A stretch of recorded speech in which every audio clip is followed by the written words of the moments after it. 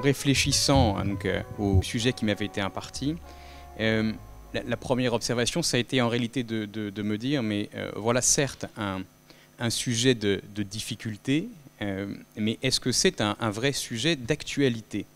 Parce qu'en réalité, la problématique est bien connue. Le débiteur de l'obligation de remboursement, c'est le bénéficiaire, c'est-à-dire celui qui a eu la jouissance effective de l'aide incompatible. Dans la plupart des cas, la situation est assez simple. Le bénéficiaire, c'est le récipiendaire de l'aide. Mais la longueur des procédures entre la date d'octroi de l'aide et la décision d'incompatibilité peut donner lieu à des changements dans la structure du bénéficiaire. Et l'entreprise peut avoir été restructurée, cédée ou liquidée. Dans ce contexte, il faut faire une distinction entre deux situations. La première situation, qui est la plus facile, qui est celle de la continuité juridique, c'est la situation de la cession des parts sociales, le share deal. Le bénéficiaire existe toujours, seule la propriété des titres est transférée, et si la cession des titres s'est faite à un prix de marché, le bénéficiaire est tenu de rembourser l'aide parce que c'est lui qui a conservé l'avantage économique. Le cédant peut éventuellement avoir à rembourser l'aide, mais en tout cas l'acquéreur lui-même n'a pas à rembourser l'aide puisque l'aide dont a bénéficié la société qui l'acquiert, l'élément d'aide, l'avantage, a été inclus dans le prix d'achat. Alors c'est une solution qui offre une certaine sécurité juridique, mais qui du point de vue de l'acquéreur en réalité est un peu paradoxale, parce que non seulement il va payer un prix plus élevé, parce que c'est le prix de marché. Le prix de marché, c'est le prix le plus élevé dans les circonstances du cas. Donc il va payer un prix plus élevé pour l'acquisition des titres, mais également la société qui l'acquiert pourra être tenue au remboursement de l'aide. Donc, il y a une forme de paradoxe. Mais cette situation n'est pas celle en réalité qui nous intéresse aujourd'hui dans le cadre du bénéficiaire disparu, puisque dans ce cas, le bénéficiaire existe toujours. Ce qui est intéressant dans le cas du bénéficiaire disparu, c'est plutôt la situation de l'asset deal, c'est-à-dire la situation dans laquelle la propriété des titres du bénéficiaire est inchangée, mais les actifs ayant bénéficié de l'aide changent, eux, de détenteur. On est ici dans le domaine qui devient celui de la continuité économique. Il y a rupture de la continuité juridique, mais dans quelles circonstances y a-t-il une continuité économique? En principe, l'acquéreur n'est pas tenu de rembourser l'aide si la cession des actifs s'est faite à un prix de marché. Le cédant lui est tenu de rembourser cette aide dans la mesure où c'est lui qui a conservé l'avantage économique qui était donc inclus dans le prix de marché. Alors il y a un cas particulier dans ce contexte qui est celui de la procédure de liquidation, puisque dans ce cas, la créance de l'État est inscrite au passif de la liquidation, et on considère que cela vaut récupération, et donc que cela éteint la procédure de récupération. Mais en réalité, ça fonctionne. Mais en réalité, le critère du prix de marché n'est pas considéré comme suffisant aujourd'hui dans la jurisprudence et dans la pratique décisionnelle. Parce que, afin d'éviter le risque de contournement de l'obligation de récupération, la pratique décisionnelle de la Commission, suivie en cela par la jurisprudence des cours européennes, examine un certain nombre d'indices supplémentaires afin de déterminer s'il y a ou non continuité ou discontinuité économique. Et le prix ne devient plus que l'un des éléments de ce faisceau d'indices. En réalité, ce faisceau d'indices, il a été endossé par la jurisprudence dans l'affaire Seleco, c'est l'affaire SIM2 de la jurisprudence de la Cour de 2003. Il se compose de 5 éléments que l'on va examiner un peu plus en détail. L'objet du transfert, le prix du transfert, l'identité des actionnaires, le moment où le transfert a lieu et la logique économique de l'opération. Il faut d'emblée préciser qu'en réalité, la jurisprudence a précisé que la Commission n'était pas tenue d'examiner l'ensemble de ces 5 indices. Elle le fait le plus souvent, mais il y a un certain nombre d'affaires dans lesquelles elle se contente d'en examiner 3 ou 4, sans examiner l'ensemble de ces 5 indices. Alors, ce faisceau d'indices, lui, a été envisagé et appliqué à de nombreuses reprises dans la jurisprudence et la pratique fonctionnelle. On a les 3 affaires les plus célèbres sont les affaires Seleco, Olympique et Alitalia. Et on a toute une série de décisions de la Commission européenne, y compris certaines décisions relativement récentes. Alors, elles ont moins de fraîcheur que l'ensemble des jurisprudences qui ont été présentées tout à l'heure par Bruno Stromsky, mais on a aussi un peu moins de cas en matière de discontinuité, mais on voit quand même que depuis 2014, on a 5 ou 6 affaires qui se sont prononcées de façon relativement détaillée sur la problématique de la continuité économique. Au total, on a dans la pratique décisionnelle de la Commission une quinzaine d'affaires où cette question a été examinée en détail. Il y a d'ailleurs 2 cas qui seront particulièrement intéressants, mais je ne sais pas s'ils donneront lieu à une décision, en tout cas pour l'un d'entre eux, je ne le sais pas, qui sont les affaires SNCM et Fager-Brandt, dans lesquelles ces problématiques de continuité ont également été abordées. Alors, le premier critère à examiner, c'est celui de l'objet du transfert. Là, l'idée est en réalité assez simple et de bon sens, au moins facialement. Plus la part des actifs transférés, la part des actifs repris dans le cadre du transfert est important, plus l'indice de continuité économique est fort. Alors, les actifs repris, pas les détailler, c'est tous les types d'actifs, ce qui compte, alors les mobiliers, les équipements, les machines, les stocks, l'immobilier. Le périmètre est un critère intéressant, parce facialement, on pourrait penser que l'importance du périmètre repris va caractériser une continuité. Ça pourrait être le cas quand on regarde un certain nombre d'affaires, y compris les affaires récentes comme l'affaire ENVC dans les chantiers navals grecs, l'affaire Cernam, où on voit qu'en réalité la discontinuité est établie sur le fondement d'un périmètre de reprise d'actifs relativement limité. On est entre 20 et 30% en général on l'exprime en valeur nette des actifs. Hein. On est entre 20 et 30% des actifs qui font l'objet du transfert, et dans ces conditions, la Commission considère que la discontinuité peut être établie sur le fondement de ce périmètre relativement restreint. À noter qu'à l'inverse, dans l'affaire NHCZ, qui était une affaire de reprise d'actifs chimiques en Slovaquie, la reprise de 60% des actifs, alors avec en plus un mécanisme où le solde des actifs était en fait pris en location par le repreneur, à 60% des actifs, on passait de l'autre côté, on passait du côté de la continuité économique. Mais, et c'est là où certaines des affaires les plus récentes de la Commission sont intéressantes. Dans l'affaire Nürburgring, pour ceux qui connaissent, c'est le circuit automobile. Dans l'affaire Nürburgring, c'est la quasi-totalité des actifs qui a été repris par le repreneur, et pourtant la Commission n'a pas considéré qu'il s'agissait là d'un indice de continuité économique. On aura l'occasion d'y revenir, mais un certain nombre de circonstances ont amené à cela. L'autre question, une question particulière dans ce contexte, c'est celle de la marque. La marque est un élément important, un indice fort de continuité économique. Ça a été le cas dans l'affaire Cernam, ça a été le cas également dans une affaire des cristalleries belges, qui est l'affaire Val-Saint-Lambert. Autre critère, les actifs sont-ils transférés individuellement ou en bloc? Là, 2 situations. Soit les actifs sont découpés de la façon la plus fine possible, à un point tel qu'ils deviennent seulement des éléments de patrimoine distincts et non plus une entreprise. Là, on est dans le domaine de la discontinuité. L'autre possibilité, c'est que les actifs soient transférés en bloc. Le transfert en bloc, c'est un indice fort de discontinuité, de continuité. Mais en revanche, là encore, et l'affaire du Nürburgring est assez intéressante, un transfert en bloc des actifs ne fait pas nécessairement obstacle au constat d'une discontinuité si il a été offert la possibilité au repreneur, non pas d'acheter les actifs nécessairement en bloc, mais individuellement. C'est-à-dire que vous remettez une offre pour chacun des... Dans le Nürburgring, je crois que c'était 11 lots qui avaient été constitués avec les actifs. Une offre remise sur chacun des 11 lots. Dans la mesure où la possibilité est offerte à chacun de reprendre une partie seulement des actifs, le fait que l'un d'entre eux reprenne la totalité ne fait pas obstacle au constat de la discontinuité. L'autre critère important dans l'analyse de l'objet du transfert, c'est la question des personnels repris.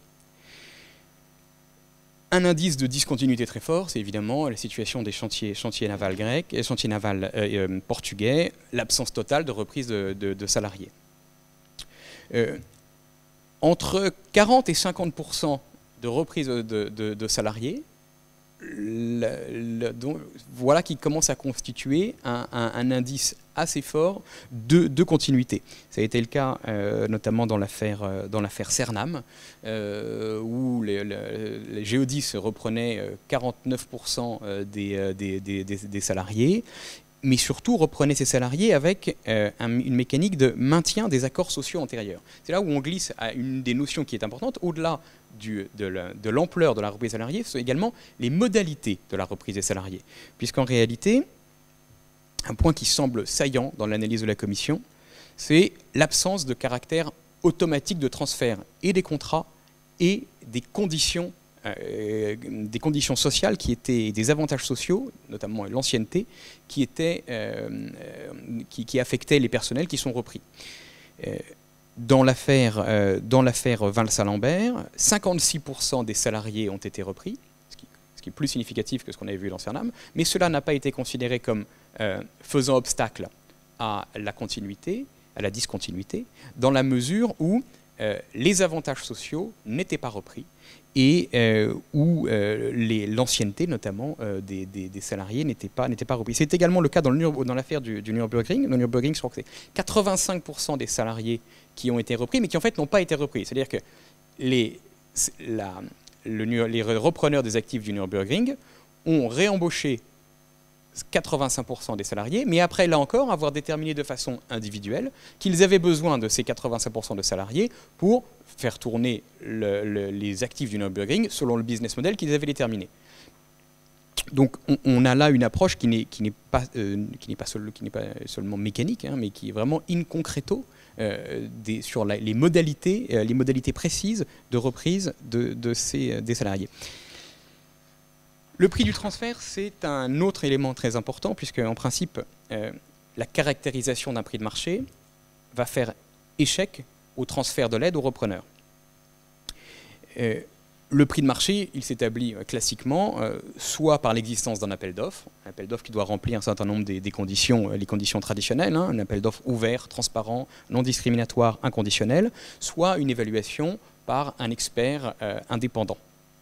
Mais en soi, le fait de recourir à la procédure d'appel d'offres pour organiser le transfert des actifs n'est pas suffisant pour établir la discontinuité.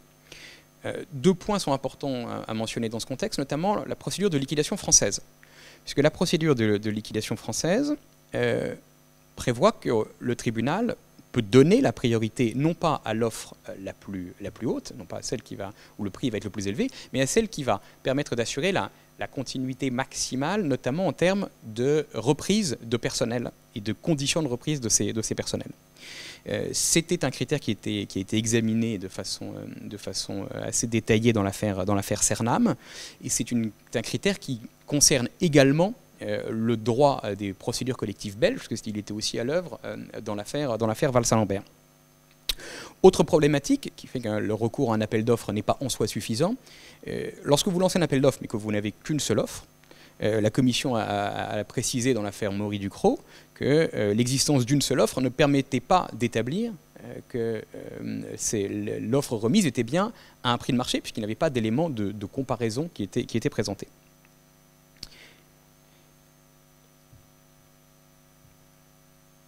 Troisième élément qui est en réalité souvent le plus simple à établir, c'est l'identité du repreneur.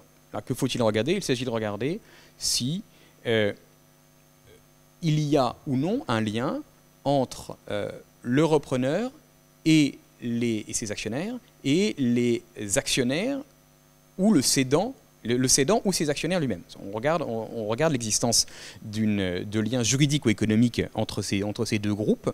Et le but est de s'assurer que la reprise des actifs ne vise pas à contourner l'obligation de récupération des aides incompatibles. Là, on avait un cas qui était très clair dans l'affaire NHCZ en Slovaquie, où la problématique s'était posée, mais c'est surtout dans une affaire qui est plus intéressante, qui est plus récente, qui est celle de la SNCM, qui malheureusement n'est pas publiée. Je ne sais pas si elle fera l'objet d'une publication, que la question s'est posée. Dans l'affaire de la SNCM,